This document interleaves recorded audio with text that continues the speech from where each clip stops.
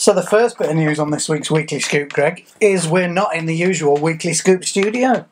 Well, we haven't got the green screen on. That's right, we haven't got the green screen. Due to technical difficulties, problems with the green screen, this week we will be filming the Weekly Scoop right here in the Tea and Toast studio. So all that you just told me about, we can't do the green screen because the lights aren't working. Is that not true then? What do you mean? Well, you said there's massively technical difficulties, Jason. Yeah. What do you mean the light doesn't work? Yeah. Anyway, this is the Weekly Scoop, and coming up today, Katy Perry is chasing koalas, and Ed Sheeran has quit Twitter.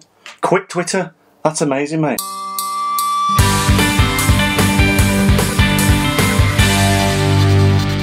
I must say, Jason, it feels very weird being here. It does, doesn't it? If you live in the UK, you will probably be aware that Greg has a chain of restaurants named after him. I say restaurants in the very loosest term. They are fast food takeaways with sausage rolls and steak slices and all those things. It's not the same as me, though, is it? But it's spelt with 2 G's, so Greg says it's very different. However, mine's Greg's... Mine's 1 G. The bakery... Well, not Gre. Because that'd be ridiculous, wouldn't it? Have brought out their own diet plan. Oh, the diet plan? Yes. Now, this must be the only diet ever to encourage you to eat a sausage roll. And pizza slices. And pizza slices. Greg, you've got some examples there, haven't you? Would you like me to go through a typical day? What they've done is they've done a menu set out for the entire week. So you can now go to Greg's and get your weekly shop. Well, that's amazing. Dietary food, okay? So, for instance, on a Monday, we'll start off with porridge in a little cup. That's wonderful. Then you go for the tuna mayonnaise sub roll, which is great. Cheese and tomato basil pastel salad. That's easy for me to say. And then you end with a fruit medley for the day. Doesn't sound too bad. No, but then you go to Saturday. Start with an egg breakfast roll. Then you go with a sausage roll. Then you go with coconut lime chicken and salad. Then you can have a pizza slice and finish with a banana. Now that is a diet for me. The banana seems pointless to me. Why? After all of that stuff. I like it. I mean, that's a good idea, isn't it? Well done, Greg's. They have trialled this already, apparently, Greg, and the triallists are said to have lost more than 2 stone collectively. I mean, there was 22 million of them, and they lost 2 stone collectively. Yeah, it doesn't say how much. It doesn't say how many stone they put on, does it, Jason? No. Apparently, new mother Hannah Barth, 29, saw the most successful results, losing 1 stone 4 pounds and dropping from size 16 to 14. Mrs. Barth, who hadn't visited Greg since she was at school, said, "I think the biggest difference between this diet and other previous diets that I've tried is the portion control." Oh, I see. So you have a sausage roll, but it's only that big. Is that right? You mean the portion control like Sunday, for instance? Start off with a red berry porridge and then have a pizza. Yes. And then, of course, go back to normal with a ham salad. Well, Greg, I don't know about you, but this is one diet that I think I am actually going to stick to. I might try for a few weeks. Greg, I must break you. Adrian! You know what I was talking about? Only because we've rehearsed this.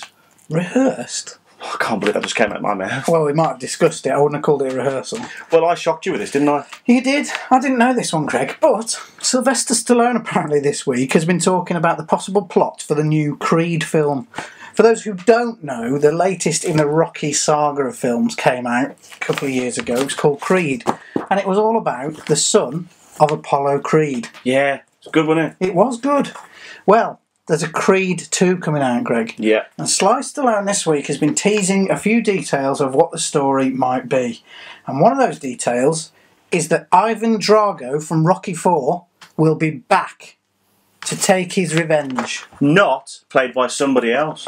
Dolph Lundgren himself, apparently, is going to star in this film.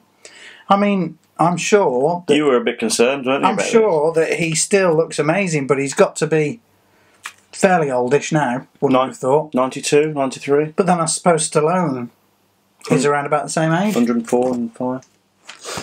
So, Greg. So? I will be very interested. What are you doing? I'm alright, I'm alright. Just carrying with the news. I'll be very interested to see how the plot for Creed 2 develops. Will you? I think I just broke my leg.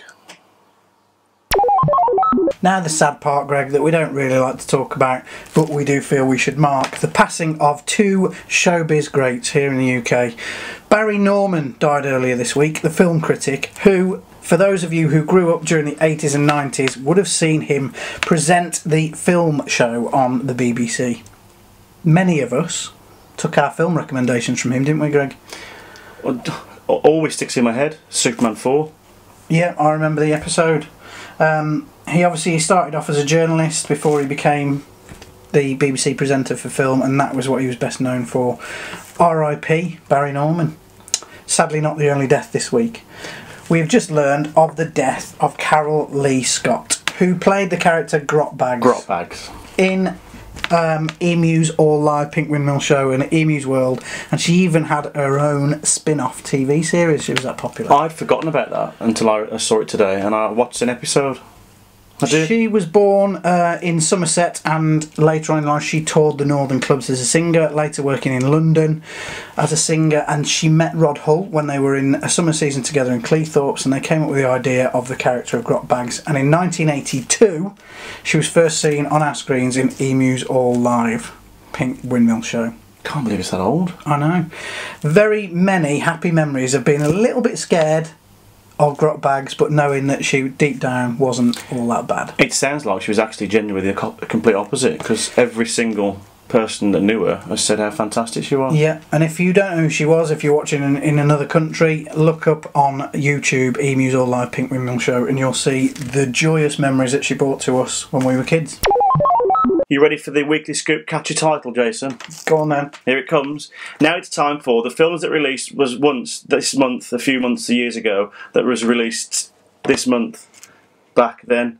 Do you mean films that were released this week in previous years? Well, I mean, you struggled then, so yeah. That'll do.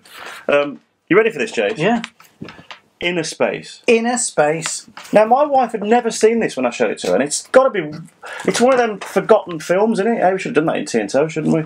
It was released 30 years ago, Greg, this week. 30 years ago. How old do you feel that Inner Space was How released? old How old do you feel?